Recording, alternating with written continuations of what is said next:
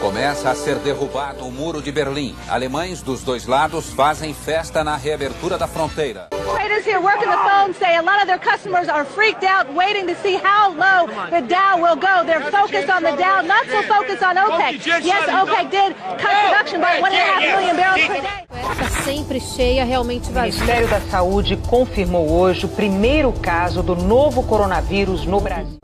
It's therefore with great hope that I declare COVID-19 over as a global health emergency.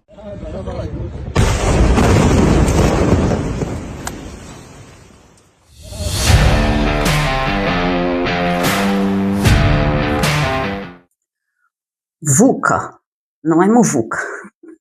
Bunny, tuna, não é atum em inglês. Rupt, o que é essa sopa de meletrinhas maluca que você está falando, Renata? Essas siglas descrevem os ambientes que nós já vivemos e que nós estamos vivendo dentro dos ambientes, tanto das empresas, quanto do que a gente está passando, na economia. E se você não sabe do que eu estou falando, você precisa ficar atento, porque olha, isso aí já está sendo falado desde a década de 90. E qual será o próximo, a próxima onda, o próximo hype que a gente vai viver? Então fica nesse vídeo aqui que eu vou contar um pouquinho mais para você.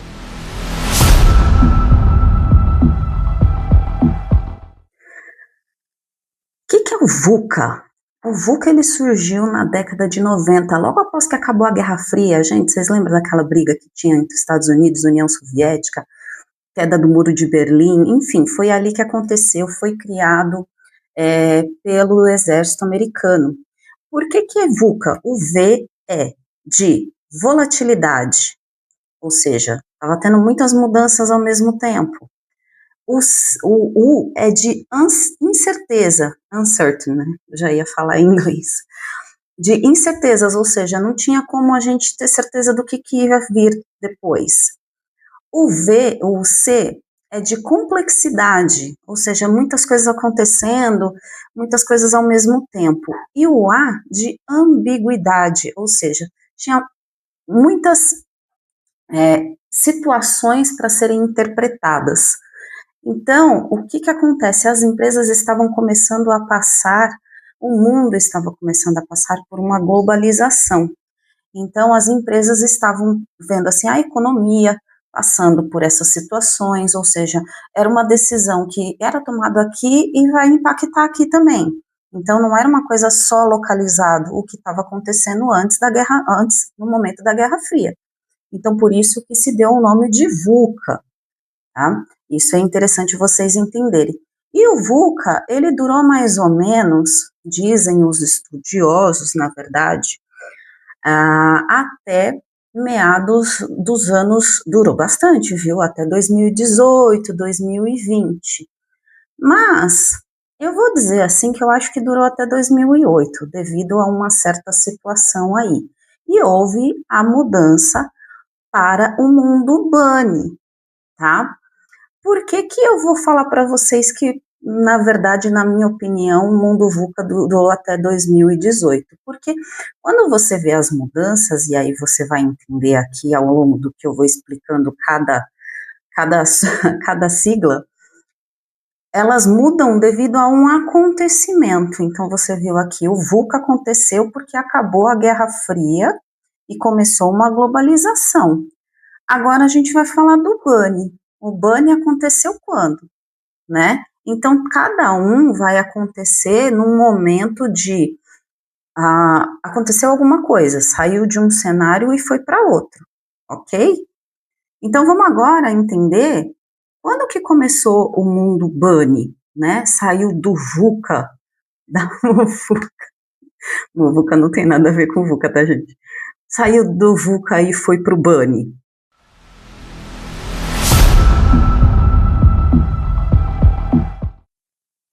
E chegamos ao mundo Bunny, que foi idealizado pelo futurista Jamias Cascio. Por mais que ele tenha esse nome, ele é americano, tá? Ele é um futurista americano que começou a idealizar isso em 2018, tá? Mas, na minha opinião, esse movimento, esse ambiente começou em 2008, tá? Eu primeiro vou explicar o que é a sigla, para depois vocês entenderem por que não só eu, mas alguns estudiosos falam que também começou ali em 2008, tá? O que é o BANI? O B é de frágil, ou seja, situações e empresas que você achava que eram sólidas, na verdade, elas podiam quebrar facilmente. O A é de ansioso, ou seja, as situações, as pessoas e as organizações, elas estavam em constante situação de preocupação. O N é de não linear, ou seja, as pequenas causas, as pequenas situações podiam causar grandes causas, grandes reações. E o I era de incompreensível, ou seja, mesmo com a informação, o mundo parecia impossível de se entender. Por que, na minha opinião, e na opinião de alguns estudiosos, o mundo BANI começou em 2008, tá? Em 2008, nós tivemos a crise financeira americana. Se vocês lembrarem, teve a bolha imobiliária e nós tivemos a quebra de um banco centenário, que foi o Lehman Brothers. Um banco que todo mundo achava que era o quê? Sólido. E quebrou. Não só este banco, mas também, principalmente, empresas de tecnologia quebraram. Então, isso gerou ansiedade, ficou incompreensível, decisões passaram a não ser lineares. Então, na verdade, por isso que, na minha opinião e na opinião de muitos estudiosos, o mundo BANI já tinha começado em 2008. Tem alguns filmes e seriados que mostram muito sobre isso. Um seriado que é muito interessante assistir, ele está na Netflix, que conta a história de Madoff, é uma história verídica. O Madoff, ele era um judeu, e ele começou a fazer todos os investimentos, a empresa dele de fundos começou lá na década de 60. E em 2008, ele realmente quebrou, porque era tudo uma pirâmide. E muitas pessoas, inclusive, se mataram. É interessante ver, vou deixar aqui, obviamente, para vocês acessarem. 2 filmes que é interessante vocês verem.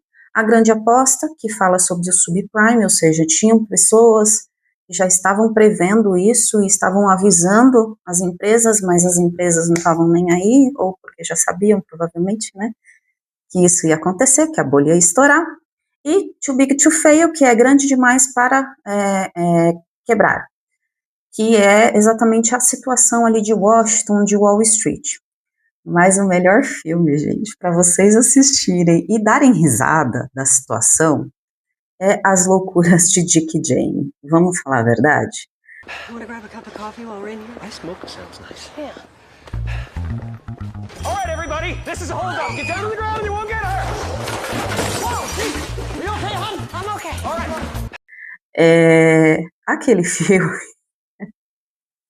ele explica com a sátira o que os americanos passaram nessa situação da crise financeira, tá?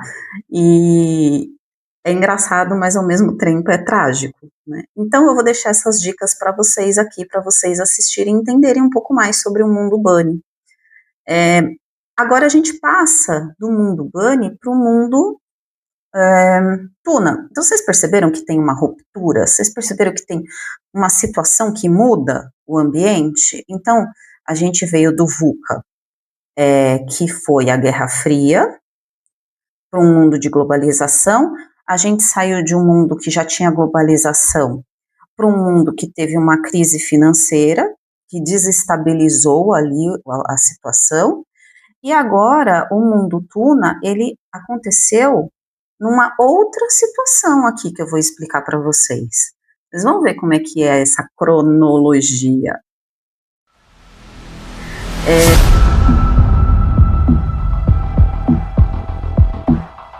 E aí, em 2020, começa a se falar de um ambiente Tuna, que não é um ambiente atum em inglês.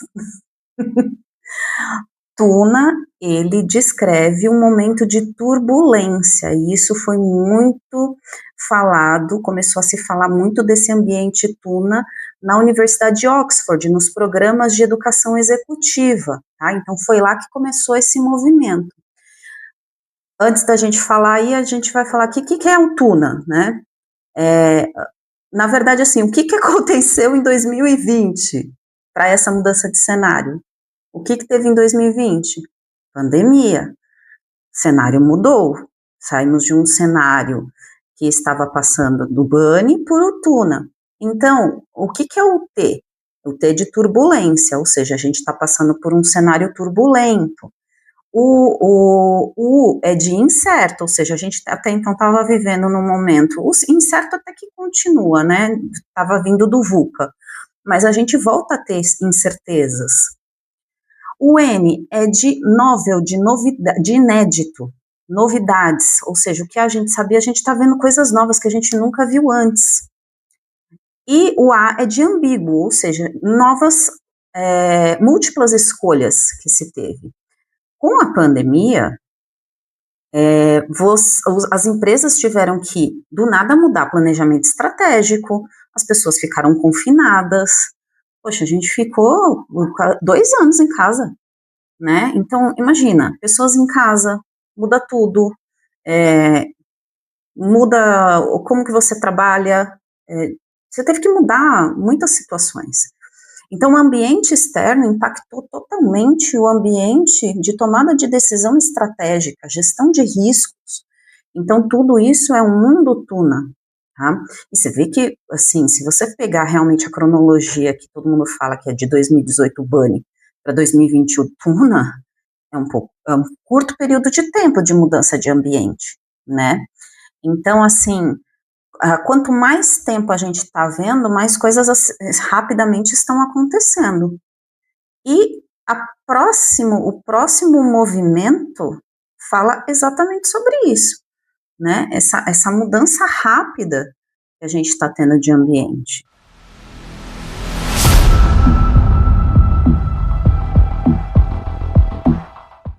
Aí chegou 2023. Que está no mundo RUPT. 2023 é o quê? Pós-pandemia. E os pesquisadores de MIT que começaram esse movimento falaram, olha, agora o mundo é RUPT.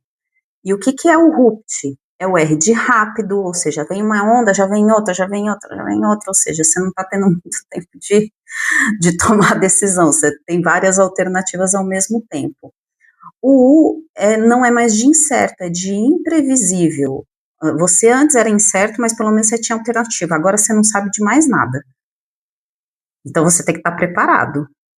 O P é de paradoxal. Antes você tinha que tomar uma decisão ou outra. Na verdade, hoje você tem que ter 2 coisas andando ao mesmo tempo. Você tem que ter corte de gastos e você tem que evoluir. Você tem que ter autonomia e controle ao mesmo tempo. Você tem que ter inovação e estabilidade ao mesmo tempo, ou seja, as coisas não vão ter que andar juntas. E você tem o T de emaranhado. As coisas estão tão conectadas ao mesmo tempo, elas estão tão, que nem um novelinho de lã que o gatinho gosta de brincar, tão difícil de desembaraçar ali, que uma situação externa aqui pode impactar muito a tomada de decisão em outro país. Então, essas situações que nós estamos passando hoje do mundo RUPT, elas exigem cada vez mais das empresas, dos líderes e de você que é colaborador, mesmo que você não tenha cargo de liderança, cada vez mais desenvolver certas habilidades que, por exemplo, você fala, mas a gente tem inteligência artificial. A inteligência artificial não substitui soft skills.